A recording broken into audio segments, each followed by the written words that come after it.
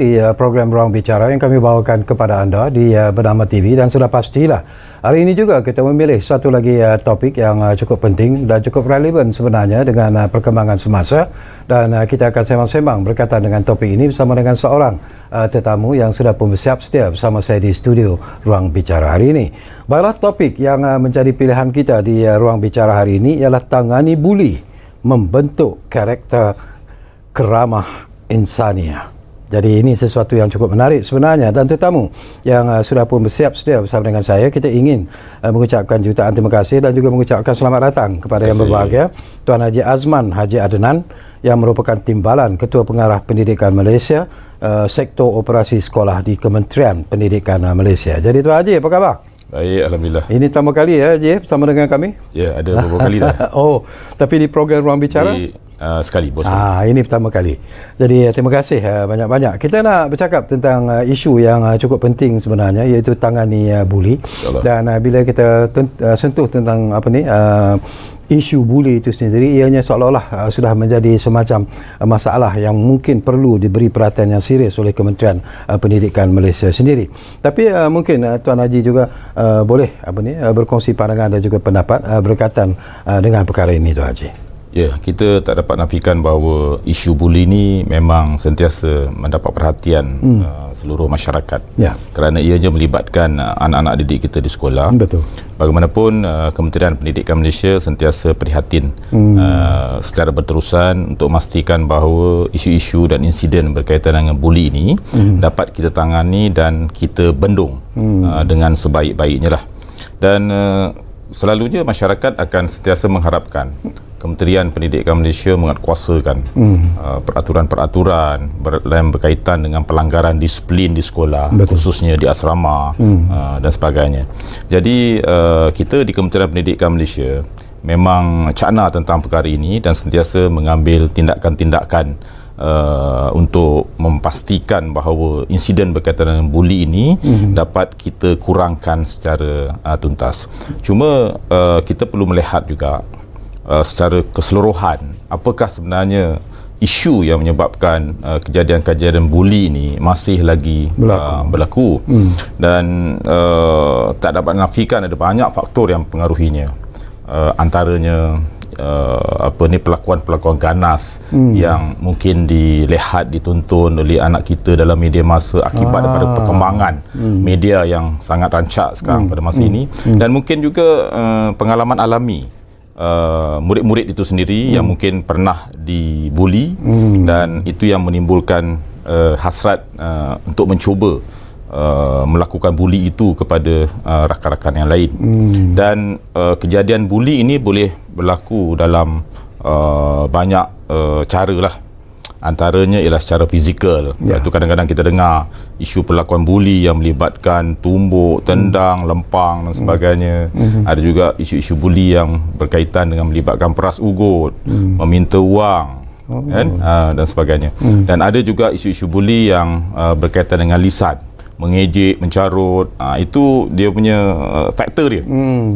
Ada juga yang bukan lisan. Kalau mencebik muka saja pun mungkin boleh menjadi isu yang melibatkan buli. Dan ada juga sekarang ni tendensinya ialah cyberbully. Bila adanya media sosial, maka ada elemen yang berkaitan dengan buli melalui media sosial, Facebook, Instagram dan sebagainya. Itu dilakukan dengan apa? Menghina rakan-rakan? Dalam bentuk hinaan, cercaan dan sebagainya lah. Jadi sebenarnya di pihak kementerian, bagi saya lah sebenarnya, seperti mana peribahasa kita pernah menyebut bahawa mencabut harus dengan akar-akarnya. Jadi untuk itu kita ni harus melaksanakan secara bersepadu untuk memastikan semua insiden buli ini dapat kita tangani, bukan sahaja oleh pihak sekolah tapi ibu bapa penjaga, NGO, agensi kerajaan dan sebagainya. Dan saya yakin kita boleh laksanakan inisiatif-inisiatif atau intervensi seperti ini secara berterusan, insyaAllah. Okey. Saya juga ingin mendapat pandangan daripada Tuan Haji lah. Ini ekoran daripada sidang media khas KPM pada 15 Disember tahun lalu. yang telah memperkenalkan aspek apa yang disebut sebagai karamah insaniah itu sendiri. Ini pun kita nak tahu sebenarnya apa yang ingin dicapai dan apa sebenarnya yang dimaksudkan dengan membentuk karakter karamah insaniah ini sendiri. Karamah insaniah ni adalah antara elemen yang telah ditekankan oleh Yang Berhormat Menteri Pendidikan kita mulai Disember 2022 yang lalu, dan ianya menjadi teras yang kedua dalam fokus Kementerian Pendidikan Malaysia untuk memastikan kita boleh membentuk anak-anak murid kita yang jumlahnya 5 juta di seluruh negara ni. Melalui karamah insaniah yang menekankan soal adab, soal akhlak dan juga soal integriti. Bila kita bercakap tentang karamah insaniah ni, ianya ada kaitan dengan bagaimana kita nak menyatukan elemen-elemen yang berkaitan dengan rukun negara, elemen yang berkaitan dengan falsafah pendidikan kebangsaan, yang mana dalam falsafah ni kita nak bangunkan potensi karakter anak kita secara holistik, dari segi jasmaninya, emosinya, rohaninya dan juga intelektualnya. So ini juga ada kaitannya dengan pendidikan manusiawi. Yang ini yang sebenarnya kita nak develop kepada anak-anak kita, yang mana kita nak pastikan bahawa anak-anak kita ni, anak didik kita ini menekankan tentang soal maruah, harga diri, human dignity. Jadi kalau ini dapat kita bangunkan, maknanya tidak akan berlaku lah isu-isu yang termasuk juga isu buli ini. So bagaimana kita nak laksanakan? Kita laksanakan melalui semua modus operandi pendidikan kita, melalui kurikulum kita di dalam bilik darjah, kan, aspek nilai ini kita selit, kita terap, kita tekankan kepada anak-anak kita. Aktiviti-aktiviti co-kurikulum juga kita terapkan elemen ini, dan bagaimana kita nak membudayakan, mewujudkan ekosistem yang menekankan soal adab, soal akhlak dan juga soal integriti. Jadi kalau aspek ini berjaya kita laksanakan, maka kita dapat memberikan nilai yang terbaik kepada anak-anak kita tentang soal empati, soal kasih sayang, soal kerjasama, soal hormat menghormati. Ini basis yang paling utama yang akan kita dan sedang laksanakan, seterus laksanakan. Ini bukan perkara baru. Soal nilai ini dah lama kita tekankan, tapi kita perkukuhkan dari masa ke semasa. Kalau kita berupaya untuk menekankan soal karamah insaniah ini, maka akhirnya kita dapat berupaya membendung hal-hal perlakuan salah laku anak-anak kita.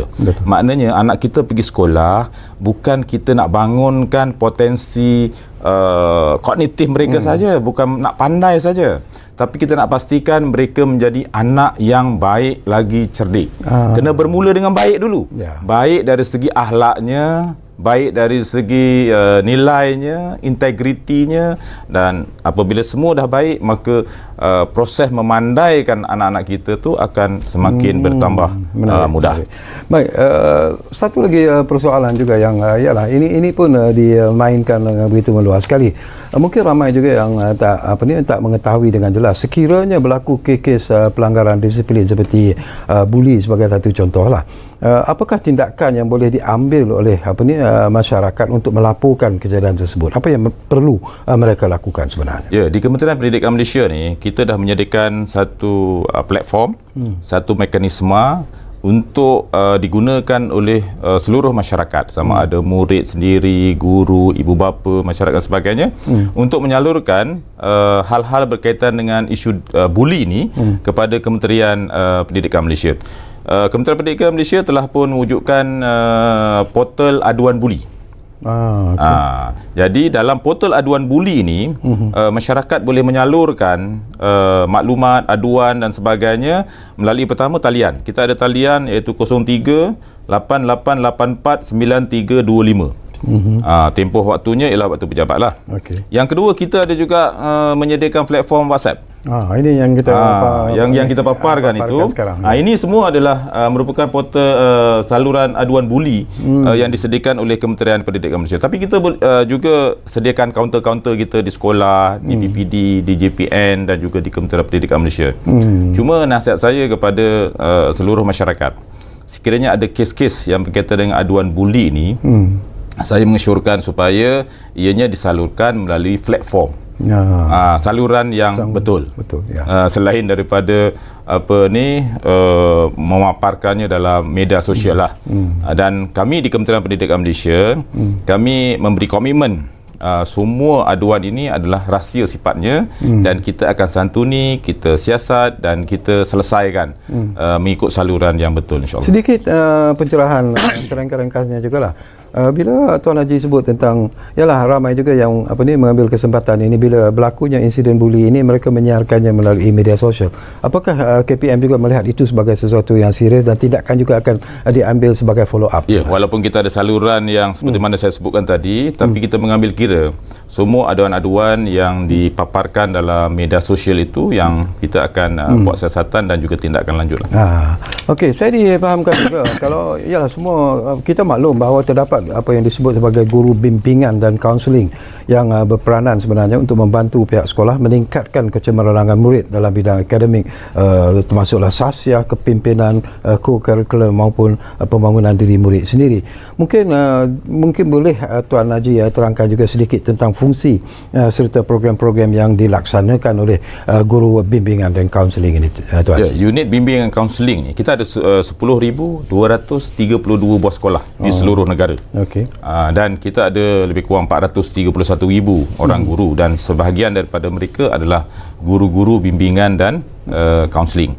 Dan saya kira unit bimbingan dan kaunseling ni adalah antara entiti yang sangat penting di sekolah, kerana fungsi unit bimbingan dan juga guru bimbingan kaunseling ini ialah memberikan khidmat nasihat kepada anak-anak murid kita dalam pelbagai aspek, berkaitan dengan pembelajaran, berkaitan dengan kerjaya, berkaitan dengan sosio-emosi dan sebagainya. So ini servis yang diberikan oleh guru bimbingan dan kaunseling kita. Tetapi dalam konteks untuk membantu menangani buli, guru bimbingan dan kaunseling kita ini juga akan melaksanakan pelbagai program sokongan untuk memastikan bahawa aspek nilai itu yang saya sebutkan tadi itu dapat diketengahkan kepada anak-anak kita melalui pelbagai program berdasarkan kepada keperluan dan juga lokaliti sekolah. Jadi inilah sebenarnya merupakan support system yang diberi oleh guru bimbingan kaunseling dan unit bimbingan kaunseling kepada anak-anak murid kita di sekolah. So besar peranannya di situ. Dan yang ketiganya, guru bimbingan kaunseling ini juga akan menggerakkan pelaksanaan apa yang kita sebut sebagai program pembimbing rakan sebaya. Kerana kita sangat percaya bahawa antara pendekatan yang sangat efisien untuk membantu anak-anak kita adalah berkaitan dengan peer group. Jadi murid-murid, sebahagian murid akan dilatih berkaitan dengan aspek menolong rakan-rakan mereka. Jadi murid-murid yang menjadi rakan sebaya ini akan membantu murid-murid yang lain. So inilah sebenarnya yang kita laksanakan di peringkat sekolah, kerana remaja dia lebih suka pergi kepada rakan sebaya. Betul. Jadi program rakan sebaya ini juga digerakkan secara aktif lah di sekolah-sekolah. Dan baru-baru ini pada 31 Oktober, Kementerian Pendidikan Malaysia dengan kerjasama PDRM, kita telah melancarkan di peringkat kebangsaan program Duta Sasiah. Dan ianya juga dilaksanakan di seluruh negara, di semua institusi pendidikan kita. Maknanya di sini ialah Duta Sasiah ini ialah murid-murid yang akan menjadi model, yang akan menjadi suri teladan kepada murid-murid yang lain berkaitan dengan karakter sasiah yang bagus itu, dan kita jangkakan ianya akan memberi impak yang sangat besar lah kepada murid-murid di seluruh negara, insyaAllah. So ini antara peranan yang dimainkan oleh guru bimbingan dan kaunseling. Satu lagi isu juga yang saya nak dapatkan pencerahan kepada Tuan Haji, ini timbul juga, dan ini dianggap satu persoalan yang mungkin kalau tidak diberi perhatian yang serius mungkin akan mengakibatkan berlakunya kes-kes buli. Ini tentang aktiviti orientasi dan juga suai kenal terhadap murid baru. Ramai mengatakan bahawa kadang-kadang mereka menggunakan aktiviti orientasi ataupun suai kenal ini untuk membuli pelajar-pelajar baru. Kita pun satu ketika dulu kita pernah jadi juga murid sekolah dan pernah berada di asrama kan, di universiti. Memang tidak dinafikanlah banyak persepsi berkaitan dengan perkara ini, dan di semua sekolah sebenarnya melaksanakan minggu orientasi atau minggu suai kenal, khususnya untuk kita menyambut murid-murid yang baru. Dan ini adalah proses penyesuaian murid-murid dalam budaya dan juga ekosistem di sekolah. Cuma apa yang kementerian telah laksanakan ialah bagaimana kita nak membendung ini, kita memastikan guru-guru itu berperanan memberi bimbingan kepada murid-murid perkara yang boleh, perkara yang tak boleh dilaksanakan. So program-program yang diatur dalam minggu orientasi ini adalah program yang tidak bertentangan dengan peraturan dan juga prosedur yang telah ditentukan oleh Kementerian Pendidikan Malaysia. Dan inisiatif kita mulai kalender akademik 2022-2023, pada minggu pertama sesi persekolahan kita telah membuat perubahan. Minggu pertama sesi persekolahan tidak ada proses pengajaran dan pembelajaran. Tetapi minggu itu kita isikan dengan pelbagai program yang boleh menyambut murid-murid untuk datang sekolah. Sama ada murid baru, murid ataupun murid yang lama. Kan? Jadi melalui program itu banyaklah aktiviti yang berbentuk budaya, berbentuk sukan, permainan dilaksanakan, dan ianya bukan saja melibatkan murid tetapi juga guru, PIBG, malah juga ibu bapa dan juga agensi serta NGOs. Jadi tujuan kita laksanakan program itu adalah untuk memastikan bahawa murid rasa selesa datang sekolah, seronok datang sekolah, dan akhirnya mereka akan datang ke sekolah pada hari-hari seterusnya. Ini pendekatan baru yang kita laksanakan di Kementerian Pendidikan Malaysia. Sekaligus daripada dapatan kita melihat program minggu pertama itu sesuai untuk diteruskan, dan ia dapat membendung elemen-elemen yang berkaitan dengan buli yang selama ini berlaku. Konsep kakak senior, abang senior dan sebagainya sudah tak relevan lah pada masa sekarang, khususnya bagi anak-anak kita yang duduk di asrama. Kenapa dikatakan bahawa ini menjadi seolah-olah semacam satu isu yang agak serius juga lah. Dikatakan bahawa pelajar-pelajar baru yang masuk asrama itu dikatakan sering menjadi mangsa kepada isu buli ini. Sebenarnya betul ke, Ji?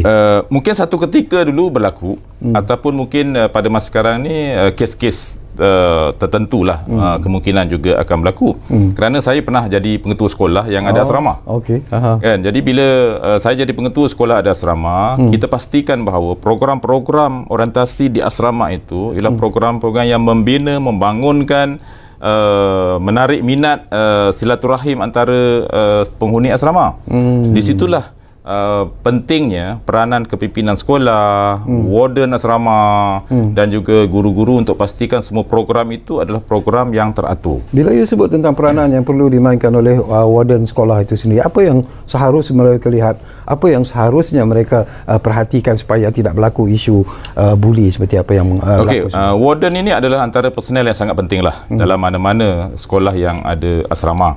Dan warden ini biasanya adalah warden sepenuh masa yang berada di asrama, yang mana fungsi warden ini adalah membantu sekolah untuk memastikan bahawa perjalanan asrama itu bergerak dengan lancar.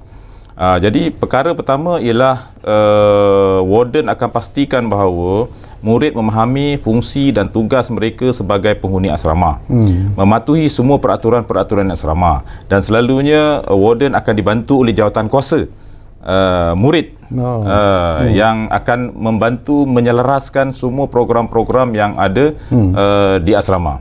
Dan yang paling penting ialah warden ini akan membantu memantau, menyelia semua perjalanan dan juga aktiviti yang ada di asrama, termasuklah juga untuk menghindari elemen-elemen yang berkaitan dengan buli ini.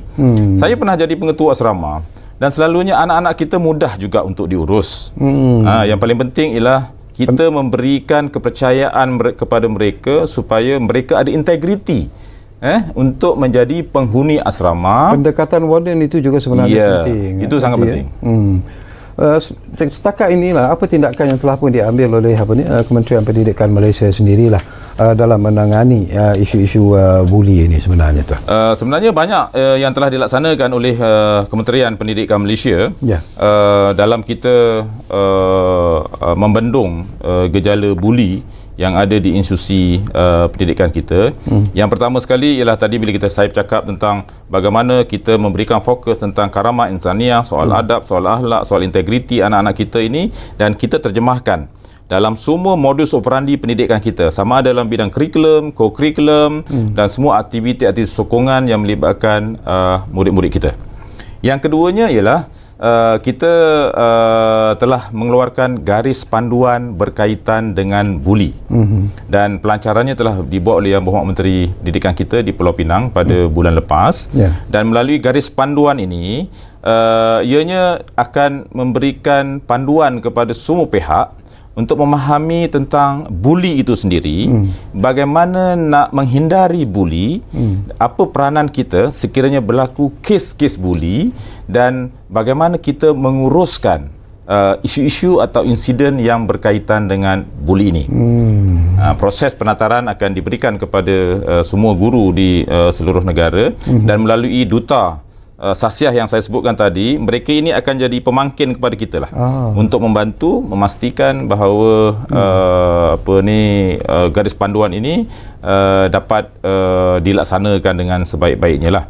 Yang kedua ialah kita mengadakan pelbagai program sokongan, sama ada di peringkat sekolah, di peringkat daerah, di peringkat negeri, walaupun sampailah ke Kementerian Pendidikan Malaysia.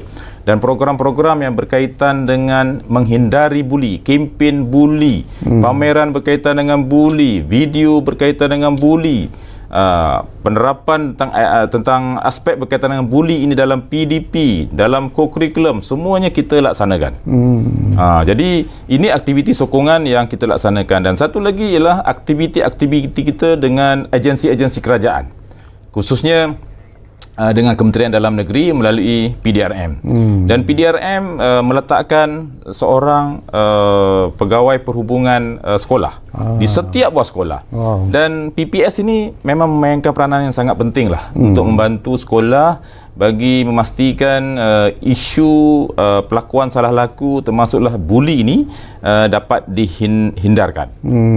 Jadi sebenarnya banyaklah program yang sedang kita laksanakan, dan kita memberikan komitmen dari masa ke semasa secara berterusan kita akan perkukuhkan hal-hal berkaitan dengan menghindari gejala berkaitan dengan buli ini, dan kefahaman bukan saja kepada anak murid tetapi kepada guru, ibu bapa dan seluruh masyarakat berkaitan dengan buli ini. Okey, kita di penghujung, Tuan Haji, masa begitu pantas berlalu sebenarnya. Jadi pastilah ada harapan dan juga pesanan daripada Tuan Haji sendiri. Tapi sebelum itu pun saya nak ingatkan jugalah, nak bangkitkan juga perkara ini seringkas-ringkasnya lah tentang kalau kita lihat laporan-laporan media ketika ini, ada yang mengatakan bahawa sekiranya perkara ini tidak diberi kawalan yang sewajarnya oleh Kementerian Pendidikan, apa yang membimbangkan mereka ialah sudah ada unsur-unsur gangsterism sebenarnya bila kita bercakap tentang isu buli di sekolah ini. Harapan Tuan sendiri? Harapan kita di Kementerian Pendidikan Malaysia ialah kita perlu satu pendekatan yang holistik, melibatkan semua, termasuklah player di sekolah, ibu bapa, masyarakat, agensi kerajaan, supaya masing-masing memainkan peranan untuk bersama membantu menangani isu-isu berkaitan dengan buli. Kerana faktor buli bukan hanya berdasarkan kepada ekosistem sekolah saja, tetapi ada faktor-faktor di luar sana yang banyak mempengaruhi anak-anak kita. Betul. So bagi saya sebenarnya aspek nilai ini kena bermula di sekolah, di rumah. Kalau di rumah anak-anak kita dah bagus, maka bila masuk sekolah, guru-guru akan memastikan ianya diperkukuh dan diperkasakan. Tapi kalau dan apabila nilai ini sudah sebati dalam jiwa anak-anak kita, tak mungkin mereka akan tersasar hinggalah melakukan perkara-perkara yang berkaitan dengan buli ini. Jadi saya mengajak kepada seluruh masyarakat untuk bersama Kementerian Pendidikan Malaysia bagi membanteras, memendung dan menangani salah laku khususnya yang berkaitan dengan buli ini. Kita nakkan supaya anak-anak kita bila datang sekolah mereka gembira. kan, tak rasa takut, tak rasa takut dan sebagainya. Okey, terima kasih banyak-banyak apa ni Tuan Haji Azman, Haji Adnan kerana sudi bersama kami. Cuma saya nak sampaikan satu hasrat saya lah. Ini satu topik yang cukup menarik dan penting sebenarnya, dan ianya perlu diwawarkan dengan lebih panjang lebar lagi sebenarnya kepada penonton-penonton kita. Jadi harapan kami di ruang bicara ialah Tuan Haji dan rakan-rakan lain di Kementerian Pendidikan Malaysia mungkin boleh datang lagi untuk jangka masa yang lebih panjang untuk bercakap tentang isu ini, kerana ianya bagi saya merupakan isu yang macam saya katakan cukup penting dan cukup relevan dengan perkembangan semasa. Jadi InsyaAllah ini undangan daripada kami di Bernama TV sebenarnya. InsyaAllah, terima kasih banyak. Jadi terima kasih banyak-banyak kepada anda yang menumpukan perhatian bersama kami di program Ruang Bicara ini, dan jangan lupa Ruang Bicara seperti biasalah akan terus berbicara bersama anda dari masa ke semasa. Kita jumpa lagi. Assalamualaikum.